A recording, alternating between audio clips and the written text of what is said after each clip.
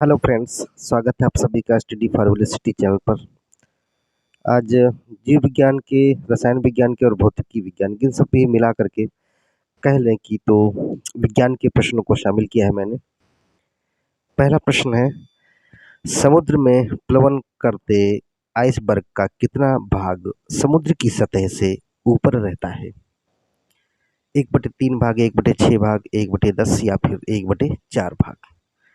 तो यह रहेगा 1/6 भाग रहेगा। बी नंबर सही हो जाएगा। इसका कहना यह है कि समुद्र की सतह पर कोई तैरता हुआ बर्फ का टुकड़ा, विशाल टुकड़ा, तो उस विशाल टुकड़े के सब बर्फ के टुकड़े का कितना भाग समुद्र की सतह से ऊपर रहता है? तो 1/6 भाग ऊपर रहता है।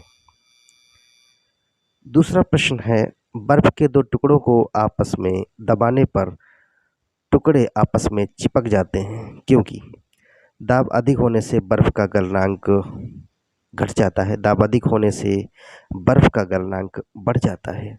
दाब अधिक होने से बर्फ का गलनांक पहले घटता है और फिर बढ़ता है। दाब व गलनांक में कोई संबंध नहीं है। कौन सा सही रहेगा?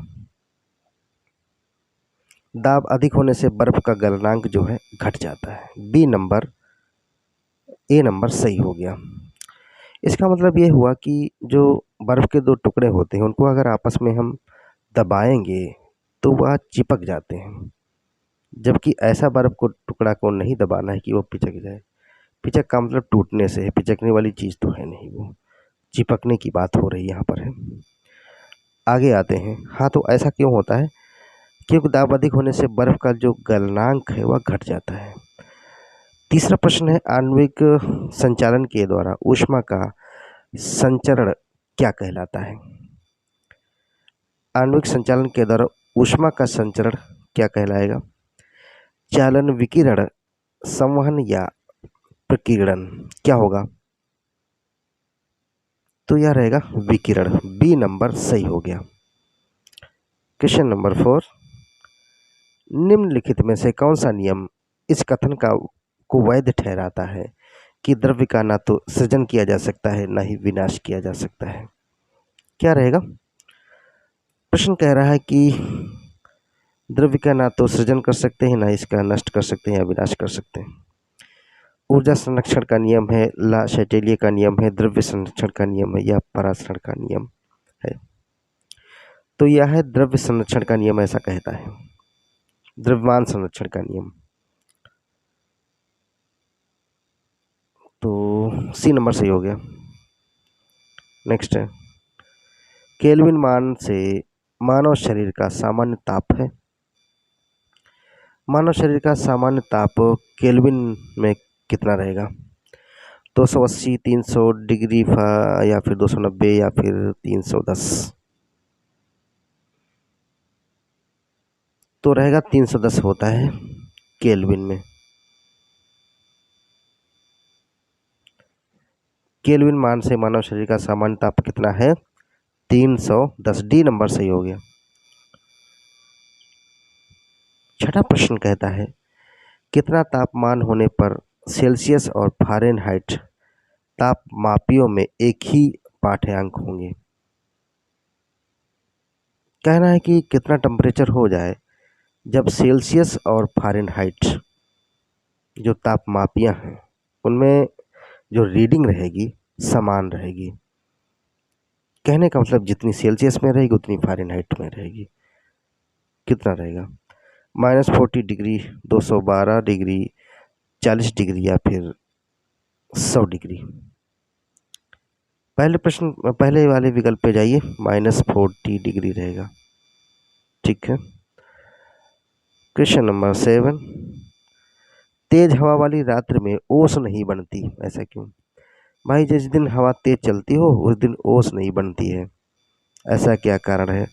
वाष्पीकरण की दर तेज हो जाती है, हवा में नमी कम होती है, तापमान ऊंचा रहता है, कि आकाश साफ नहीं होता, या क्या रहेगा इनमें से? सातवां प्रश्न है, ऐसा इसलिए होता है कि जिस दिन तेज हवा चलती है ओस नहीं बनती, वाष्पीकरण की दर तेज हो जाती है और हवा में नमी कम होती है। पहले तो ये देख लीजिए, हवा में नमी नहीं रह जाती। ठीक है, बी नंबर सही रहेगा।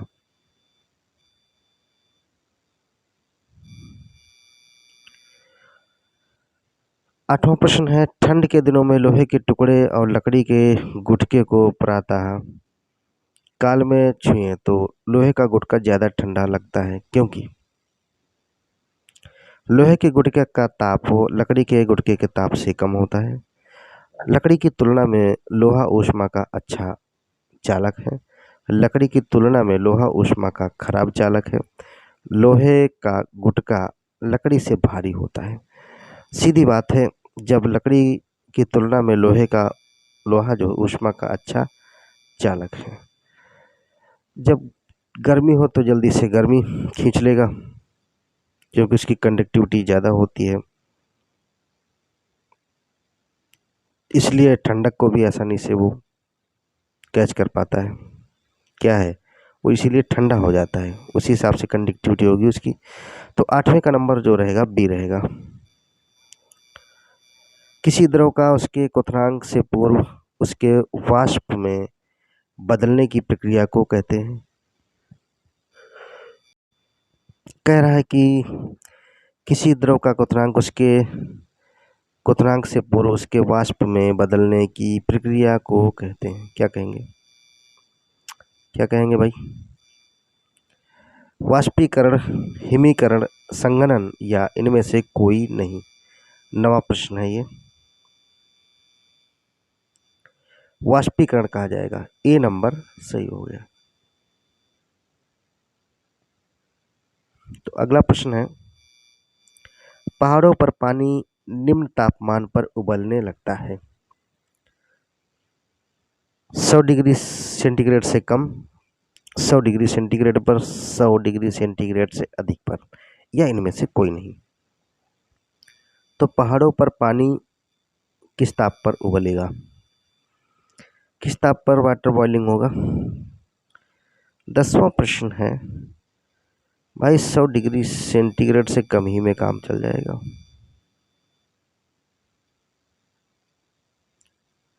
आगे देखेंगे। भाप से अधिक जलता है मनुष्य अपेक्षाकृत उबलते जल से कम, क्योंकि ऐसा होता है। लिखने का थोड़ा तरीका अलग हो गया। भाप में गुप्त ऊष्मा होती है, भाप शरीर के भीतर घुस जाती है, या फिर भाप में अधिक मारक क्षमता होती है, भाप हल्की होती है। तो भाप में गुप्त ऊष्मा, लेटेंट हीट उसकी ज़्यादा होती है। ए नंबर सही हो गया 11वें का।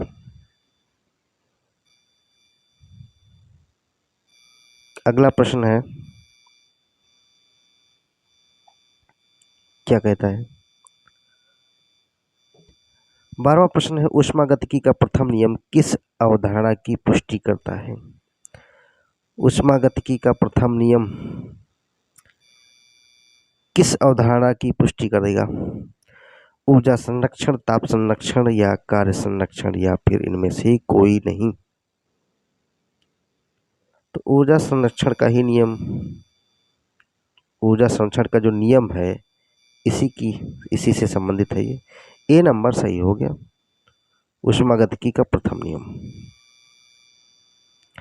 थर्मोस्टेट का प्रयोजन क्या है? थर्मोस्टेट का प्रयोजन क्या है भाई?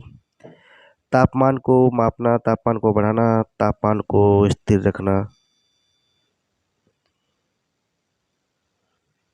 या फिर क्या रहेगा? ताप को विद्युत में बदलना। कौन सा सही होना चाहिए? जो थर्मोस्टेट है ये ताप को स्थिर रखने में मदद करेगा। सी नंबर सही हो गया। महंगा आच्छादित रातें स्वच्छ रातों की तुलना में सबसे किसके कारण से अधिक गर्म होती हैं? महंगा आच्छादित का मतलब जिन रातों में बादल होता है, तो स्वच्छ रातों की तुलना में वह वाली रात जो है अधिक गर्म होती है, खासतौर से गर्मियों में। ग्रीन हाउस प्रभाव के कारण ओजोन परत में अवक्षय के कारण, आतपन के कारण या स्थलीय विकिरण के कारण, यही है। जमीन की जो स्थलीय विकिरण होती है ये ऊपर नहीं जा पाती, बल्कि लौट के जब बादल हो जाते हैं तो नीचे आ जाती है। इस वजह से जिस रात को बादल होते हैं वो रात गर्म होती है। ए, तो इसका डी नंबर सही हो गया 14 का। ऊष्मा के सर्वोत्तम व निकृष्टतम चालक क्रमशः हैं। ऊष्मा का सर्वोत्तम और निकृष्टतम चालक है इनमें से कौन सा? चांदी एवं सीसा, चांदी एवं स्वर्ण, ताम्र एवं एल्यूमिनियम, ताम्र एवं स्वर्ण। भाई जिसमें चांदी जुड़ी हो उसके साथ जाना। 15वां प्रश्न है, क्या है 15वें प्रश्न का निष्क्रियतम चालक, यानी कि सबसे ज्यादा और कम। तो चांदी में सबसे ज्यादा रहेगा, एजी सिल्वर में सर्वोत्तम हो गया। और निष्क्रियतम यानी कि निम्न कौन सा रहेगा? सीसा हो गया, लेड, पीवी। तो ए नंबर सही हो गया।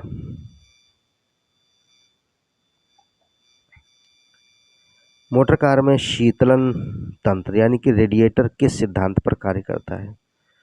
शीतलन सिस्टम किस सिद्धांत पर कार्य करेगा? केवल चालन, केवल संवहन, केवल विकिरण, चालन एवं विकिरण दोनों।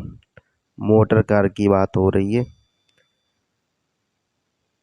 तो केवल संवहन पर काम करेगा।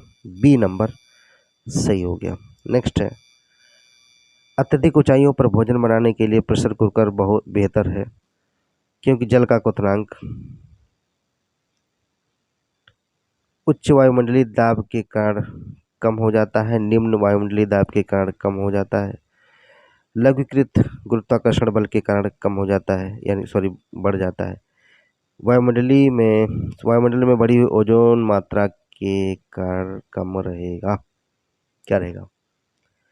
17वां प्रश्न है,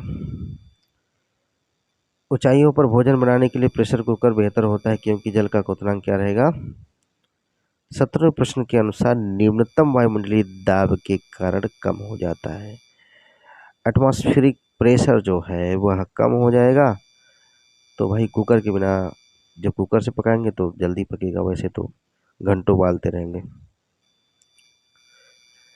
सौर प्रकाश में सर्वाधिक सामान्य प्रकार की विकिरण ऊर्जा जो मनुष्यों में त्वचा की धूप ताम्रता का कारण है, क्या कहलाती है? सौर प्रकाश में सर्वाधिक सामान्य प्रकार की जो विकिरण है ऊर्जा मनुष्य में त्वचा की धूप, क्या है? त्वचा की धूप ताम्रता का कारण होता है, क्या कहलाती है? पराबैंगनी की विकिरण, दृश्य विकिरण, अवरक्त विकिरण या सूक्ष्म तरंग विकिरण। 18वां प्रश्न है, यह कह रहा है भाई अल्ट्रावायलेट रेज जो है उसी से विकिरण हो, अल्ट्रा पराबैंगनी जो विकिरण है यही चीज है इसका कहलाती है। ए नंबर सही रहेगा। 40 डिग्री सेल्सियस का मान फ़ारेनहाइट स्केल में है। 40 डिग्री सेल्सियस 40 डिग्री सेल्सियस का मान फ़ारेनहाइट में कितना रहेगा? 104 फ़ारेनहाइट, 100 फ़ारेनहाइट, 102 फ़ारेनहाइट या 75 फ़ारेनहाइट? 75 फ़ारेनहाइट होगा क्या? तो 104 फ़ारेनहाइट के बराबर होगा। 40 डिग्री सेंटीग्रेड 104 डिग्री फ़ारेनहाइट के बराबर रहेगा। तो हिसाब से कौन सा आंसर सही हो गया? आंसर जो रहेगा ए नंबर सही रहेगा। निम्न में से कौन से स्तनधारी हैं? इनमें से स्तनधारी कौन सा है बताना है आपको। कौन से स्तनधारी है? समुद्री गाय, समुद्री घोड़ा या समुद्री सिंह? कौन सा स्तनधारी है? कौन सा होगा? 20वां प्रश्न है, चेक करें। समुद्री गाय है स्तनधारी क्या? तो समुद्री गाय तो है। समुद्री घोड़ा ये स्तनधारी में नहीं आता, या समुद्री सिंह? कौन सा सही होगा? 20वें का है, समुद्री सिंह भी आएगा, ये हो जाएगा। बी नंबर सही हो गया। नेक्स्ट है, टॉक्सिकोलॉजी किसका अध्ययन है? टॉक्सिकोलॉजी किसका अध्ययन है भाई? जहर का, चट्टान का, भू इंसानी व्यवहार का, भूक्षरण का। टॉक्सिक माने होता है जहर, तो इसी समझ जाइए जहर से संबंधित है, टॉक्सिन से संबंधित है। कमेंट करके बताइए।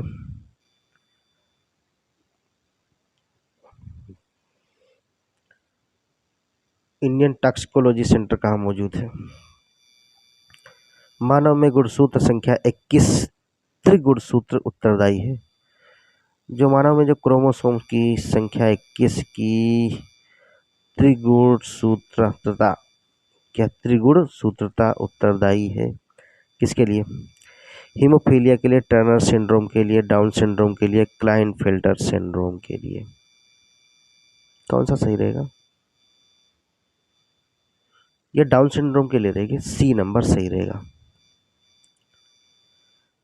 निम्न में से पेड़ की वर्षों में आयु का पता लगाने हेतु कौन सी तकनीकी का प्रयोग किया जाता है? जो पेड़ होते हैं इनकी वर्षों में अगर आयु का पता लगाते हैं आप, तो कौन सी तकनीक का प्रयोग किया जाएगा? शाखाओं की संख्याओं की गणना, पेड़ की छाल के आकार का मापन, उसमें फूल खिलने के मौसम की गणना, पेड़ के छल्लों की संख्या की गणना, एनुअल रिंग की से। डी नंबर सही रहेगा। पेड़ के छल्लों की संख्या का गणना, जब पेड़ काटे जाते हैं उसमें ऐसा लग रहा है एक छल्ला सा बना हुआ है, उसके अगर पूरे गट्टे को देखेंगे। 23वां प्रश्न है ये। इनको एनुअल रिंग की वजह से, वार्षिक वलय बोलते हैं, उससे हम पता लगा पाते हैं कितना है। जितनी वो होंगी उस हिसाब से लोग जोड़ते हैं। आगे देखेंगे, संजीव यांत्रिक ऊतक की संज्ञा दी गई किसे प्राप्त है? संजीव, यहाँ पर सजीव होना चाहिए, क्या होना चाहिए? सजीव। संजीव से मतलब नहीं।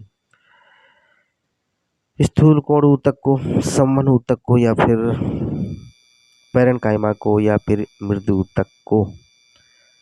24वां प्रश्न है, क्या कहता है भाई? संवहन ऊतक को या फिर किसको कहेंगे?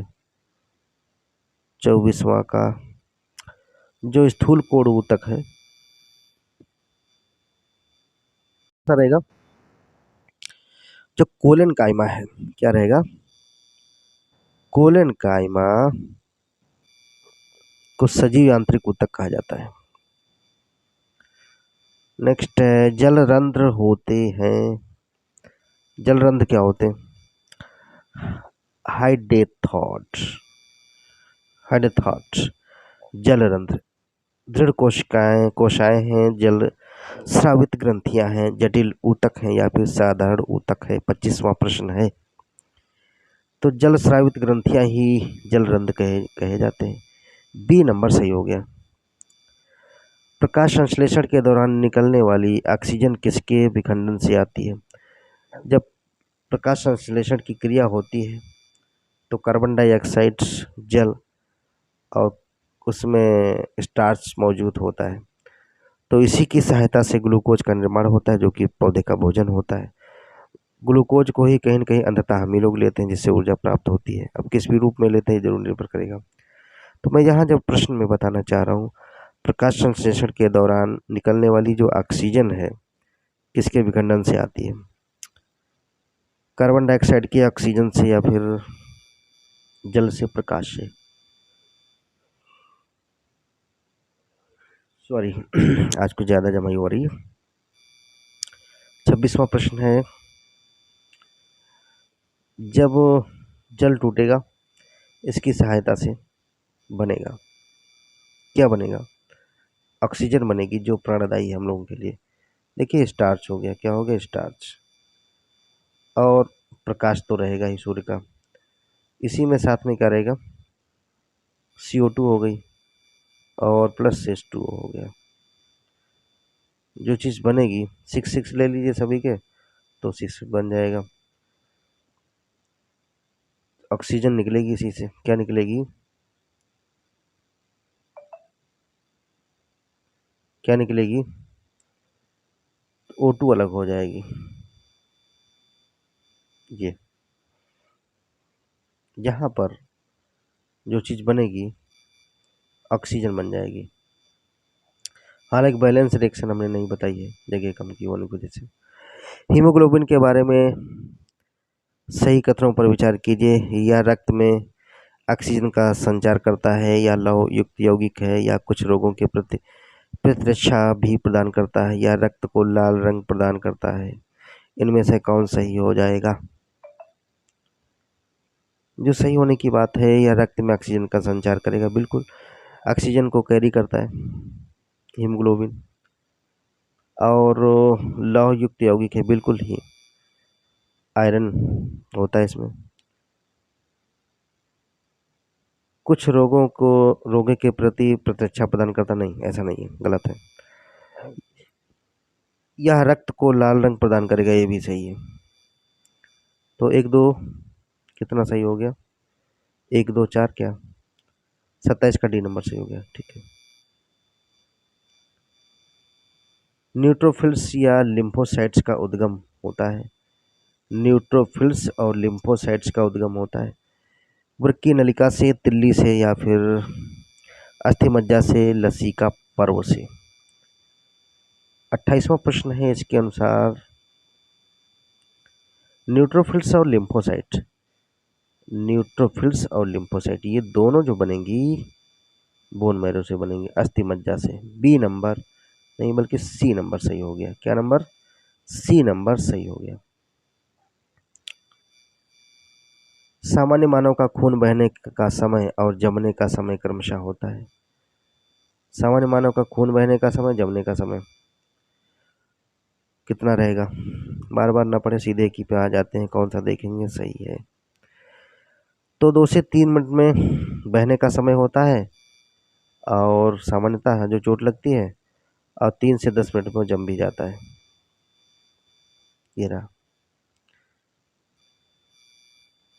हृदय की धड़कन की गति निम्न में से किससे बढ़ती है? हृदय की धड़कन की जो गति है, इनमें से किससे बढ़ेगी? परिधीय तंत्रिका से, अनुकंपी तंत्रिका से, परानुकंपी तंत्रिका से, या फिर कपाल तंत्रिका से? 30वां प्रश्न है। तो इसके अनुसार जो हृदय की धड़कन की गति बढ़ेगी, वह बढ़ेगी अनुकंपी तंत्रिका से। बी नंबर सही हो गया। ये हो गया। तो ये थे 30 महत्वपूर्ण प्रश्न थे। सभी लोग पढ़ते जाइए, चैनल को जरूर सब्सक्राइब करिए, लाइक करिए। जो लोग पहले से जुड़े हैं, लाइक शेयर तो कर ही सकते हैं। धन्यवाद।